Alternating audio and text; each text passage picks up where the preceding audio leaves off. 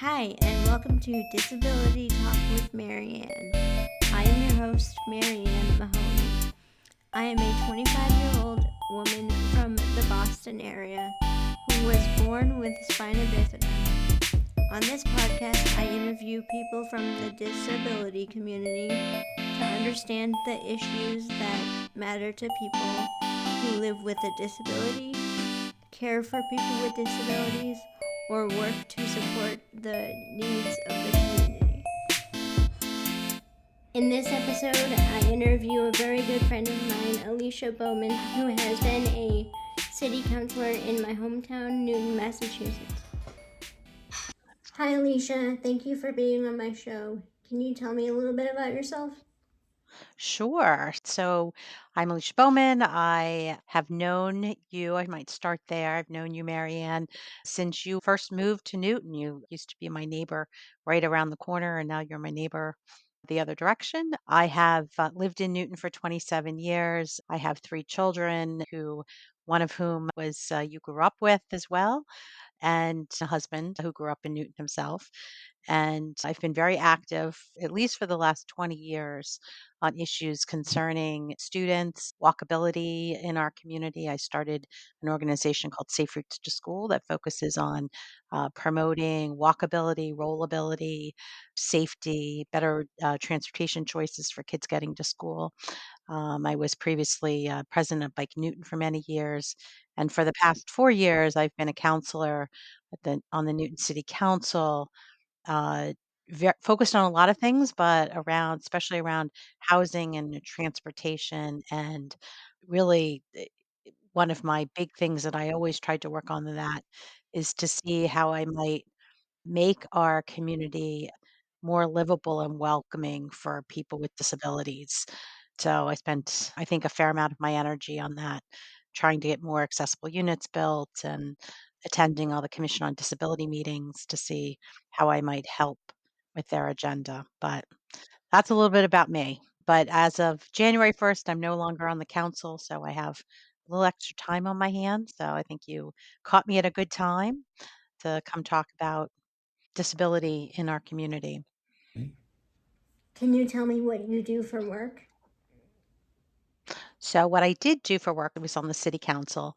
Now I'm trying to figure out what my next step is. One thing I've been very passionate about for many years is housing. And I've been passionate about transportation for a long time, but when my in-laws, who also lived in Newton, and my father-in-law was actually a teacher at Newton North High School for many years, when they could no longer safely get up and down the stairs in their house because of they were fragile and getting older, and they needed really one floor living, and they wanted to stay in Newton, someplace where they could walk to the grocery store and go to the Walgreens, someplace they went every day, favorite place, and a coffee shop and a park. I started looking around Newton trying to find them someplace to live, and there really weren't that many options and really nothing that fit their need. And I began to start to understand some of the housing challenges that we face. So I think my next step for work will definitely be something on housing. And I hope housing and keeping in mind the need for more housing that works for people as they age and people with disabilities, because it is our fastest growing population and really is something that will impact people really at some point in their life. And we don't have nearly enough housing, and we don't have nearly enough housing in the right places too. I think that's a good thing to keep in mind. I really, as someone who strongly supports the idea of more housing where people can walk out the front door or roll out the front door and go to lunch or go to the CVS or go get something to go to the grocery store or just go to a park and some open space. I feel like too frequently housing gets built like the new housing in Wellesley that's on the edge of 128 and Route 9. Like putting 1,000 people out there isn't as helpful as putting some people, say, in Newton Center. So I'd like to see maybe stay involved with how we do that, how we build more housing that helps everyone live active, independent, rich lives. I definitely think that housing is a big not issue, but topic for people who are wheelchair bound because, like, first you have to, I don't know the exact process, but you have to look for a house, and then you have to figure out like where you want to live, and I it just takes a lot of steps. Right. And I feel like I'm really grateful for people who work together to put their heads together to make housing for the happen. Sure. Because I the in a group home, like it's more like sociable. Can't really speak to that yet, but I feel like when we're at home, we're just with our family and we see them every day, Yeah. and that's great. But I feel like it's definitely great to branch out and spread your wings, so to speak, and live with other people who are actually more close in age to you. Yeah. So, Yeah. I have no doubt in your next situation, Marianne, that you are going to love it. It's gonna be a whole new chapter. So I look forward to hearing more about that. yes, I am so excited about it. Yeah. And the young woman I'm going to be living with, one of them, incredible. She's a sister. She's the sister of one of my mom's friends, and she and I get along so well. Oh, And nice. I just see us like building a very strong relationship and friendship. Yeah. Yeah. You mentioned the steps to create housing. In that particular type of housing you're talking about, the more congregate living, group home. We need a better name of group home. That does not sound good. Community living solutions or others. It's really quite a lot that needs to go into that.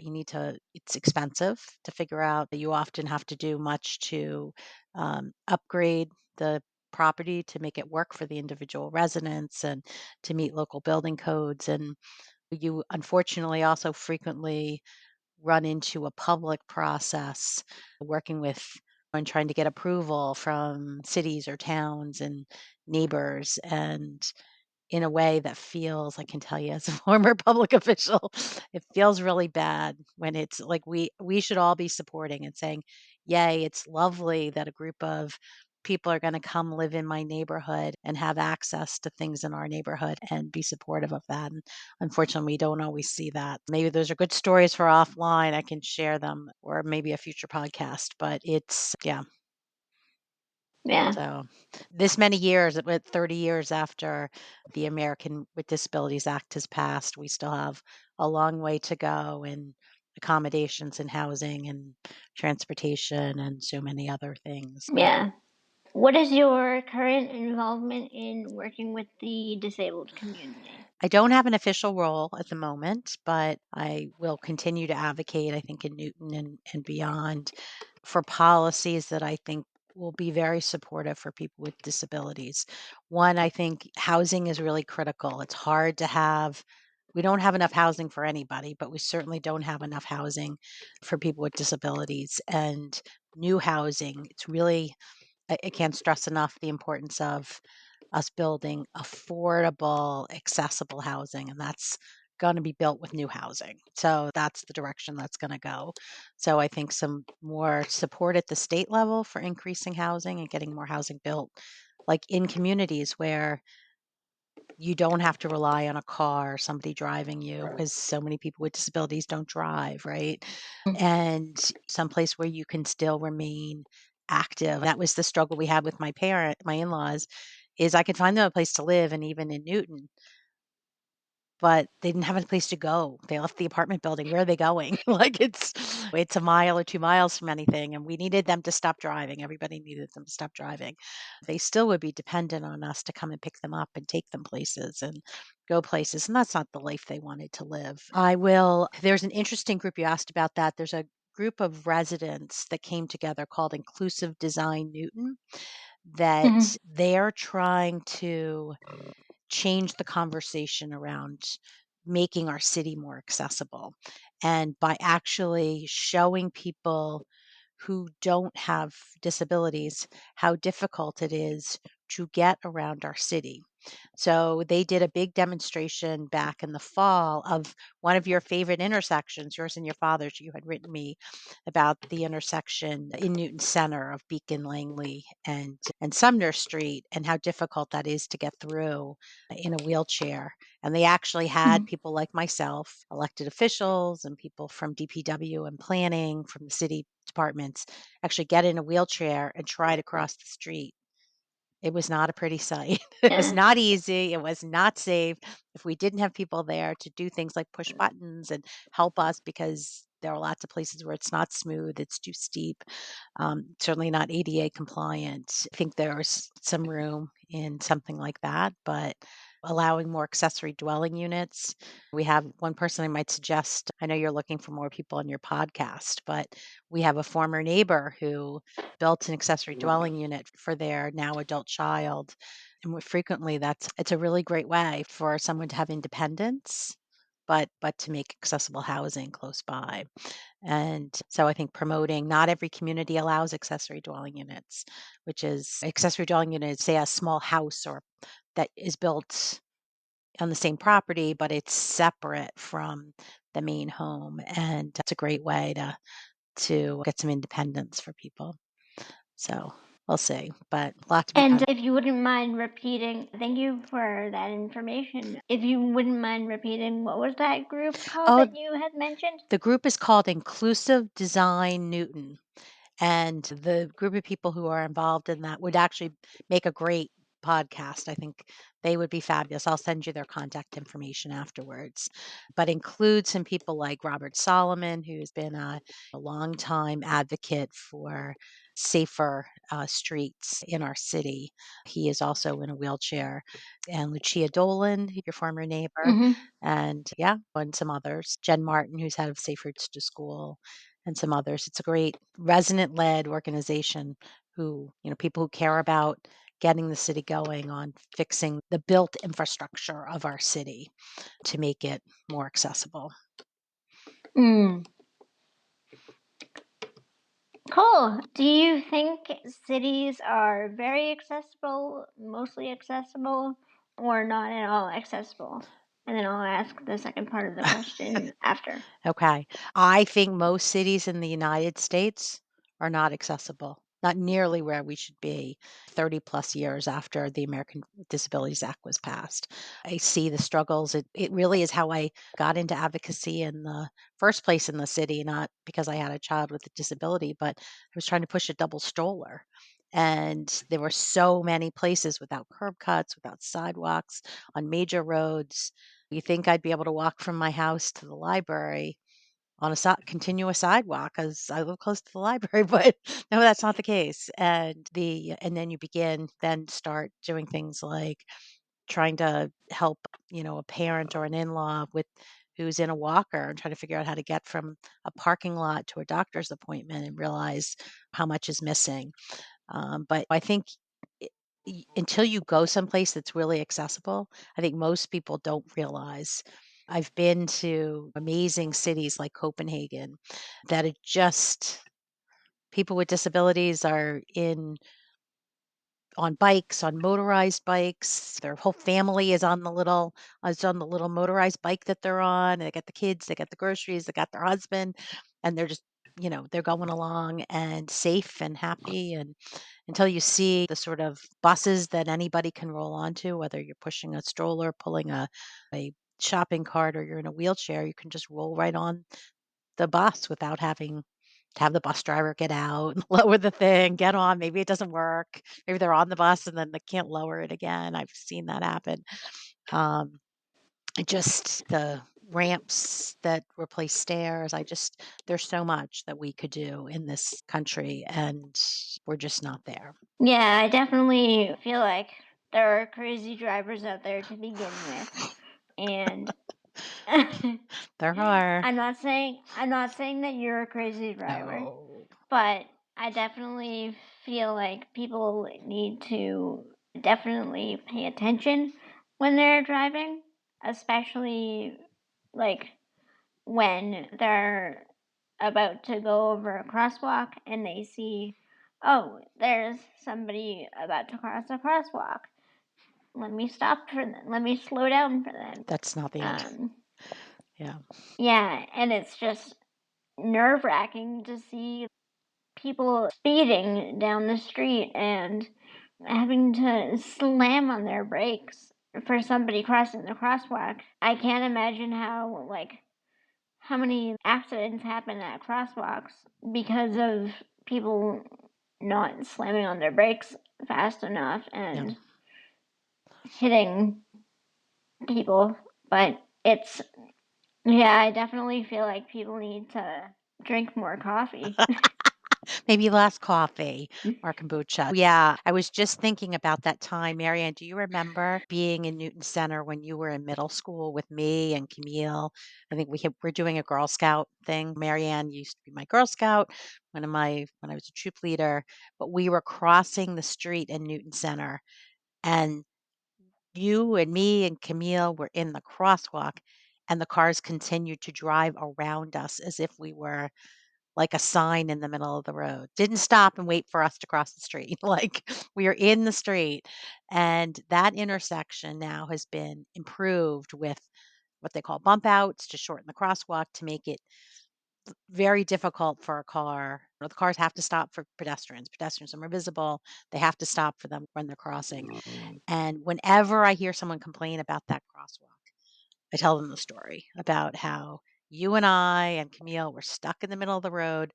Camille and I had our hands up trying to get the drivers to stop, and it's these are important things. And I think this is what good communities that are making prioritizing the health and wellness of everybody in the city are doing. They're making the crosswalk safer. They're saying, you know what, if we force the drivers to slow down a little bit, it'll be fine. They'll be fine. They'll get where they're going 10 seconds later.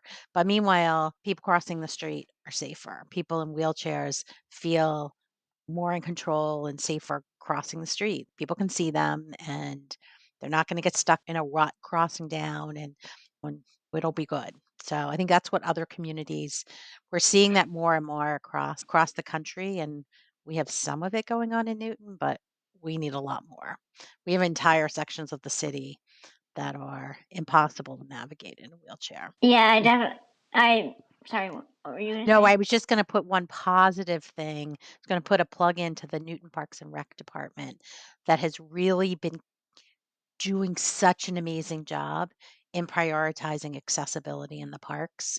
When they put together the open space plan a few years ago, it actually was one of the top priorities, and that actually came from residents. Was in those meetings where residents were saying, "We need more accessible parks. I want to be able to bring my parents," or they listed what they needed, and accessibility was one of the top goals. And whether it's I don't know if you've been to the new path at Livingston Cove, at Crystal Lake, it's amazing. I'm happy to join you there sometime when it's a little warmer and you can see what's been done to make it accessible or the paths along the Charles River that the city has been investing in. Why don't we plan a date for Yeah. when there's a snowstorm? That would be good. Livingston Cove, they've just been doing a really great job at prioritizing that. So I'm proud of the work that they've done. The city has done on that regards. Thank you for that. Do you Going back to my question Yeah. about, do you think cities are very accessible? How do you think, and do you think there's a way that they can be improved? Absolutely. So I think we've talked about some of them. I think investing, understanding and investing in upgrades in public spaces, parks, open space. Everybody deserves to get out to a park and enjoy nature and making those accessible. I think that's really important. I think that it's important that we think about Newton Center, our only accessible Green Line station in the city, I think, maybe Riverside, but certainly is an accessible station. Yet half a block away from the station, there are lots of you can't get to the station accessibly easily, if you're a person in a wheelchair. The curb cuts don't exist. The road is or the sidewalk is slanted and bumpy, and it's going to be very difficult to get there. So we've done pieces of it, but we really need to make a network of making it accessible, making sure that people and just start to invest in understanding what needs to be done in these pieces. I think I can't beat the housing drum enough. We need great to make our sidewalks and everything accessible, but if people with a disability don't have a place to live nearby that they can also afford, that I don't know that we've helped as much as we need to. And I think there's just so much that could be done from that aspect. I think a lot of people think, okay, I'm making some place accessible because I put in a accessible parking spot. And those are important too, but recognize that that's not servicing everybody who has a disability. I think there's a lot, and it's a tough conversation. I've had it with friends who are disabled or care for disabled people. I think investing in the kind of infrastructure that we see in places like Copenhagen, where you have separated, I call them mobility lanes, bike lanes. I'm a big fan of bike lanes, but if we start to think about them as mobility lanes and say the Mhm. things that we do to make it safer to bike, separating bikes from cars now enables somebody to be in a motorized wheelchair, to be in the bike lane and traveling just as fast as the bikes and taking up the same amount of space, but they can maneuver. And today, it's not uncommon for me to see somebody in a motorized wheelchair in the middle of Walnut Street. I have a picture back Mhm. from a few years ago of a gentleman who went shopping at Star Market in Newtonville, and he was on his way back to Newton Highlands in the middle of Walnut Street, being passed by trucks in the rain with his groceries on the back of his car. That shouldn't be the solution. Mm. We talk a lot about it in Newton about upgrading our public transportation, so the MBTA, keeping them on task to upgrade the Green Line. They have plans for that, as well as the commuter rail. It might not be funded in my lifetime or your lifetime, but it needs to be accessible. And certainly, two floors of stairs and no elevator and having to walk upstairs to get on the train is not accessible. So I think investing in that type of infrastructure is really critical to getting us to a place, because we're not an accessible community until people can live independently, till Mm. anybody who can live independently and rich lives. It's We have inclusive schools. Let's have inclusive communities that go beyond the schools, right? And Mhm. so much we can do. Yeah. You mentioned and I am a 50-50 fan of the ride. There are things that I do love about it and things that I don't love Right. about it. Most importantly, they they are not they come so they give you the way it works is I either go online or call to book my Hmm. rides and then the night before I can either go online or I get a message from the ride saying, "Oh, your ride is coming between 9 and 9:30," Right.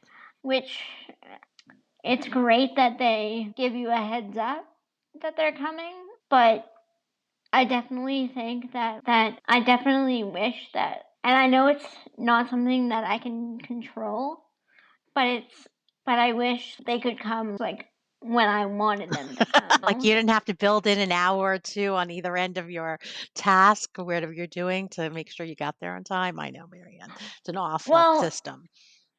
Yeah. yeah, and I know sometimes they come super early and my day program that I go to Right. doesn't open until 9 o'clock in the morning. Right.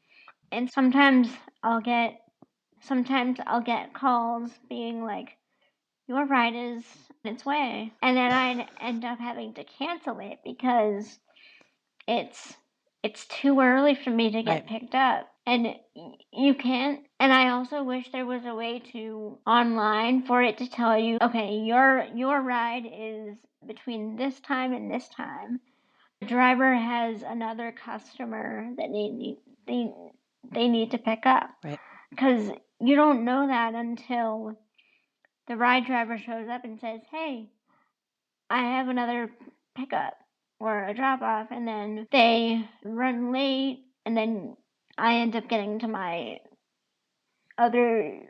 point B late, Right. and it's just I wish they had a better system for Yeah. that. So I think the ride in concept to fill in the holes where can't they haven't yet made things accessible it's a good first step. But really, ideally, what we're going to do to make your lives and other people who have your same sort of limitations better is to create more housing in places where you're not dependent on this one. Maybe the ride is the exception, and maybe the regular way you get the most frequent way you get around is imagine living someplace where you roll out the front door or down an elevator and go right into a T station, and the T station takes you to the hospital if you're going to go for a doctor's appointment, or takes you into Boston so you can go to the symphony, or takes you to work, and you don't have to you can go out your front door and go to the grocery store or meet friends for coffee, and that's how we make your lives better. Yeah, like, that seems like a better solution than trying to figure out, do we invest more in I I don't know that we could ever put enough the ride vehicles in place to make that the best system. I think the best system is figuring out the other end of it, just making lovely, walkable, livable communities where most the things you need are close by, that you can do it on your own stand. You shouldn't have to make an appointment with somebody to go to the grocery store, right? Schedule out. Nobody else has to like say, I need to book ahead 3 days to do this. I don't have to think about that. That's what I think would be a better solution. And it would benefit just not you. It would benefit everybody. It would benefit people who are trying to save money. Cars are super expensive. If you want to live in a one car household, or you have working parents, to be able to have a situation where kids can walk home from school by themselves and, I don't know, get themselves to music lessons and do those things without parents having to come home and take care of them.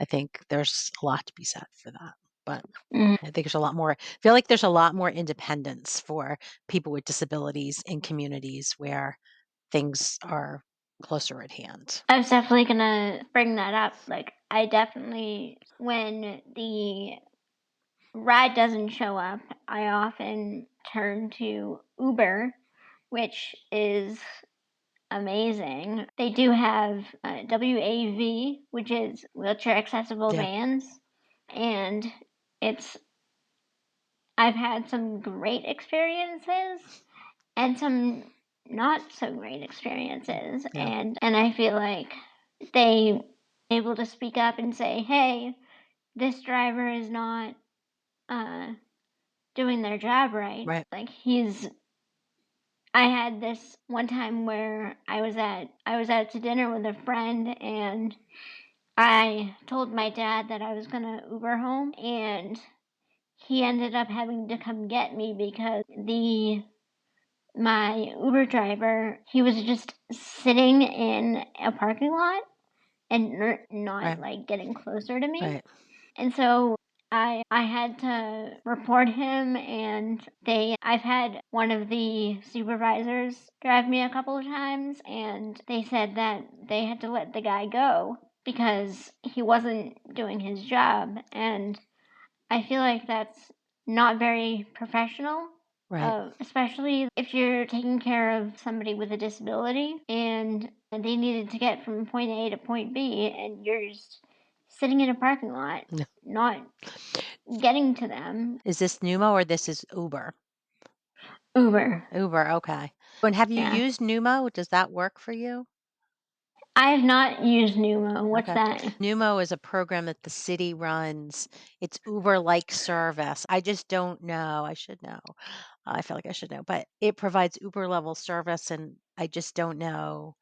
I've seen them pick up people with wheelchairs, but I don't know that they were people who could transfer out of the wheelchair themselves as opposed to staying in a wheelchair. So I don't know that it has the same level of service, but so it provides and it's like shared rides around the city. I feel like maybe that's upping Numo to have that sort of service would be great too. So it will be an alternative to the ride and maybe one that's maybe a little more responsive to people in Newton because it's paid for by Newton. That should be something. That's something you were looking for something we could do. We could figure out a way to get Numo to have more service like the ride. That would be we can talk about that offline, but we'll figure that out. I'll have to learn a little bit more about that. If somebody needed to file a report or a complaint, I know I've done that before, Mhm. about a specific area in the community.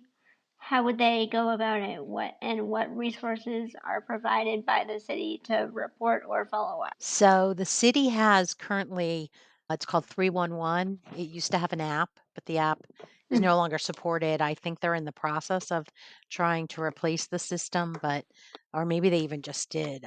So I've like in my month of not being on the council, I stopped paying attention to some of this stuff, but I really should look that one up. But the city can call customer service. So call in from your landline 311 or 617-796-1000 and report to the city what the issue is. And they track it. This is similar to what we did when you wanted that sidewalk replaced by Mason Rice. Remember when you came to vote and Hmm. you couldn't get down the sidewalk because it was bumpy and you told me about it and I reported it on 311 and it got replaced and now it's all smooth and safe for people. It's so that's the current system. So Cool. Do you feel like people with disabilities are safe in the city? And do you think there can be a way to indicate to others that there are wheelchairs in the area? all right. So the first piece, I think everybody in the city is primarily safe. I'm not worried about anything, eh, but I don't feel good about the accessibility. So I do worry about bumpy sidewalks and people if they're in a wheelchair or a walker tripping and falling. So I don't know. I can see that, but I have a scar on my wrist where I fell, not in Newton, but I broke my wrist. Actually broke both wrists. So I have a little bit of appreciation for what it's like. This happened this past summer. Um, to be really dependent on thank God I have a husband, a lovely husband who took really good care of me for 8 weeks. I couldn't shower by myself. I couldn't change. It was a mess. My hair was never like not a good situation with the hair. He just didn't he stopped at blow drying. He wasn't going to blow dry my hair, but it's in that process I learned so much. Heard from so many people who had just everyday people who tripped and fell and hurt themselves or someone in a wheelchair who hit a bump and fell out of their wheelchair. So I do worry about things like that. And I think that concept of where we tell people there's a blind we have signs that are there are official signs that are like blind person nearby so people can watch out for them. Every every block has somebody who has some sort of physical limitation. I think just because they're older or young, I just feel like could we put up a sign? Yeah, I'm just not sure. I think we'd be better spent just trying to fix all the issues that we identify and trying to think more like making our community safer. Everybody who's walking, just regular person we need to be smooth so the person just walking down the street doesn't trip and fall and break their wrist or hurt their knee and that would also make it safer for people in wheelchairs. We ought to fix the crosswalks to make them safer so that kids crossing the street are safer. I was driving today and I'm a very observant, safe driver. And I saw this kid, he's looking down at his phone and he's listening to music. He's got his headphones in and he just crossed the street without looking to see if anybody was driving and pulling up to him. If that had been a raised crosswalk, it would have made it safer for people in wheelchairs and easier because it's nice and smooth and it would have forced me as a driver to actually stop at the stop sign, right? A lot of drivers roll through the stop sign. They're more looking for cars and not looking for people. So I think the Mm. real issue is we should be designing our infrastructure to force to be safe, to force the cars, which are if there were no cars, we'd all be safe and easy. It's I think we just to force better behavior, just to make sure the cars can't go too fast and they have to stop at stop signs. And I think those are better strategies. Yeah, I definitely feel bad for I don't understand people who cross the street with their headphones on and don't pay attention to the road. It's crazy. Yes. And But that shouldn't be, if they make a mistake, like that shouldn't lead them to getting hit and killed. That's why I feel like the responsibility, even though that person wasn't paying attention, the responsibility is still on me as driver to be paying attention for them, because I'm the one who's driving the heavy vehicle, that I should be paying that much attention, because there could be somebody who's holding their mother's hand and they break away and they run into the street. I should be driving in a way that enables me the best chance to make sure I'm stopping for that person. So speeding and not paying attention and I think distracted drivers are a much bigger problem than distracted pedestrians. I think too many people are talking on the phone and looking at their radio dials. I don't know. Or probably more, not less radio dials and more their Spotify list or whatever. nice. I really appreciate you taking this hour out of your day to be on my podcast. It's such a pleasure having you and getting to see your beautiful face. And this is so much fun for me, and because it's getting to hear people's stories about accessibility and disability. It's definitely a fun way to learn more about people.